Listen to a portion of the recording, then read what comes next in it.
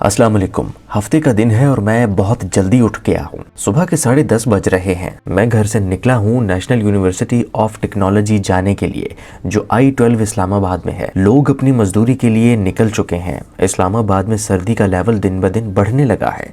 सूरज के निकलने की वजह से मौसम बेहतर है, मगर ठंडक का एहसास अपनी उसी शिद्दत पर कायम है। दरअसल मैं नेशनल यूनिवर्सिटी ऑफ टेक्नोलॉजी इसलिए जा रहा हूँ कि उधर जाकर मेडिकल स्टूडेंट्स का आइल्स स्पीकिंग टेस्ट ले सकूं एज एन इंटरलोक्यूटर। गाड़ी में पेट्रोल डलवाने के बाद टायर्स में हवा भी चेक करवाना जरूरी है, लेकिन मुझे ये समझ नहीं आता कि खड़ी गाड़ी के टायर्स में से हवा क्यों लीक होती रहती है। अभी इस टायर में 11 पॉइंट्स की हवा मौजूद थी। अपनी गाड़ी को तेजी से मंजिल की तरफ ले जा रहा हूँ क्योंकि रिपोर्टिंग टाइम 11 बजे का है और कहीं मैं लेट ना हो जाऊं। और अब आप इस गाड़ी वाले के हालात चेक करें जरा, एकदम से फास्ट लेन में आ चुका है। अब ऐसे बंदे को पीछे से तेज आने वाली गाड़ी टक्कर मार जाए तो इसके पल्ले क्या रह जाएगा। ऐसे ड्राइवर्स की वजह से बहुत से लोग अपनी जान से हाथ धो बैठते हैं। मेरे सामने वाली गाड़ी पर अवैस और साद लिखा है। शायद ये दोनों कहीं जा रहे हैं। इतनी सर्दी में भी इन बाइकर्स ने हेलमेट सर पर नहीं रखा हुआ, हालांकि वो बाइक के उस तरफ इन्होंने लटकाया हुआ है। मेरी दाएं तरफ चलती गाड़ी पर लिखा है अली अली। ये इस्लामाबाद एक्सप्रेस वे है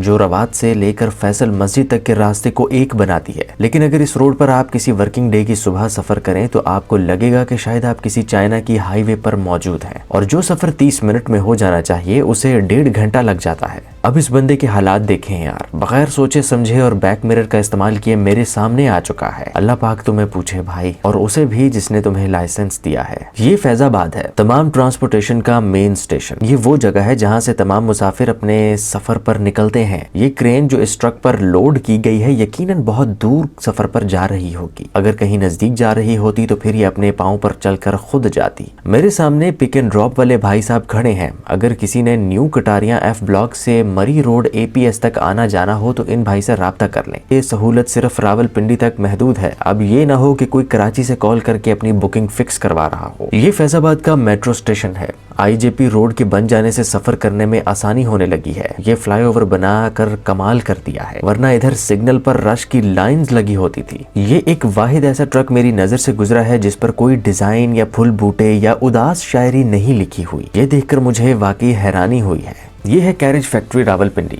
जहाँ पर ट्रेन्स के स्पेयर पार्ट्स या उनकी मुरम्मत या फिर नई ट्रेन्स बनाई जाती हैं। ट्रेन का एक एक पुर्जा इधर असेंबल किया जाता है। इस सुजुकी पर वो सब्जी लदी हुई है जो मैं नहीं खाता। मुझे ये गोभी के पत्ते लग रहे हैं और साथ ही रक्शे पर टमाटर रखे हुए हैं जो हम दोनों के दरमियान से कट मार कर गुजर रहा है। मैं यूनिवर्सिटी आ चुका हूँ। यूनिवर्सिटी पूरी तरह से खाली है। हफ्ते का दिन है और आज इधर वही स्टूडेंट्स आएंगे जिनका आइल्स टेस्ट है। इंग्लिश स्पीकिंग टेस्ट में अक्सर बच्चे बहुत कंफ्यूज हो जाते हैं। कई स्टूडेंट से बोला नहीं जाता, गला खुश्क होने लगता है, आवाज में कपकपाहट आ जाती है, और वो इसलिए कि शायद उनकी इंग्लिश टूटी फूटी है। मगर बेहतरीन हल ये होता है कि कॉन्फिडेंस के साथ वो टूटी फूटी इंग्लिश बोल दी जाए, तो सुनने वाले को सुनने में अच्छा और बेहतर लगता है। यूनिवर्सिटी से निकला तो अंधेरा छा चुका था। अब बीच के 8 से 9 घंटे कहाँ गए वो आप सब जानते हैं। सुबह 10 बजे नाश्ता करने के बाद अब मैं कुछ खाने लगा था और भूख से मेरा बुरा हाल हो चुका था। खाते खाते मेरी नजर इस एड पर पड़ी जहां लिखा था arrange your own marriage before your parents too. सीधे और साधे अल्फाज में ये लिखा गया है कि अपना अपना खुद सोचो, लिहाजा अब आप सोच लीजिए कि आपने क्या करना है।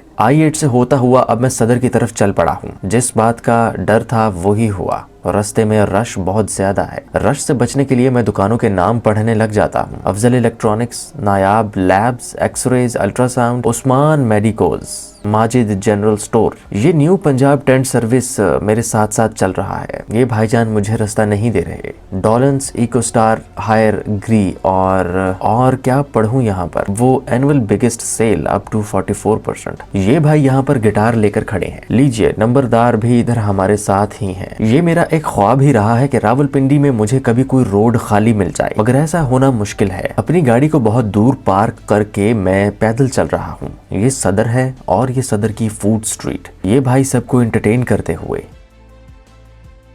मैंने वापसी पर माँ जी के लिए कुछ खाने के लिए ले लिया था। ये गखड़ प्लाजा है, ये बैलून्स में खरीद तो लूं लेकिन किसके लिए। मैं इधर से होता हुआ अपनी गाड़ी की तरफ जा रहा हूँ। हफ्ते का दिन है तो बहुत सारे लोग अपनी फैमिलीज के साथ शॉपिंग करने और आउटिंग के लिए आए हुए हैं। अब मैं थक चुका था और मैं क्या बात कर रहा हूँ इसका मुझे कोई अंदाजा नहीं है। शायद मुझे अब घर जाकर सिर्फ नींद पूरी करनी थी और मैं मौसम के हवाले से कोई बात कर रहा था। 8:15 हो चुके हैं। मेरे सामने जो ट्रक जा रहा है उसमें भैंसें ले जाई जा रही हैं। भैंसें मुझे ही देख रही हैं। शायद वो मेरी वीडियो का हिस्सा बनना चाहती हैं। और उससे अगले ट्रक में सरिये लोड किए गए हैं जिस पर निहान अफरीदी लिखा है और ये है अली कुरैशी। मेरी आंखें अब नींद से बंद होने लगी थी और मैं जल्दी घर जाना चाहता था। आज का दिन अल्लाह का शुक्र बेहतरीन गुजर गया, लेकिन मुझे काफ़ी ज़्यादा थकावट हो चुकी थी।